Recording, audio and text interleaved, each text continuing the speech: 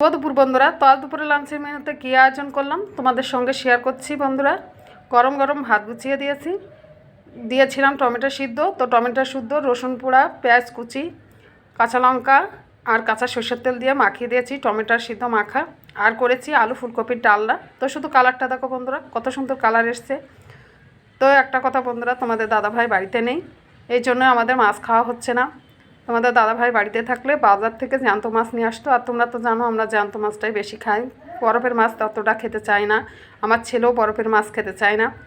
আর বাড়িতে মাছ আসছে, তো বরফের মাছ তেমন একটা ভালো না বলে নিচ্ছি না। তো আমার ছেলে বিশেষ করে মাছ ভাজার তার চাইতে তার চাইতে বেশি ভক্তি করে মাছের ভর্তাটা। তো এই জন্যই আমাদের মাছটা খাওয়া হচ্ছে না। তো আজ দুপুরে লাঞ্চের মেনুতে এই আয়োজনগুলোই করেছি বন্ধুরা। তো কেমন হয়েছে আর কে কেমন খাবার খেতে ভালোবাসো অবশ্যই কমেন্টে জানাবে বন্ধুরা। টাটা।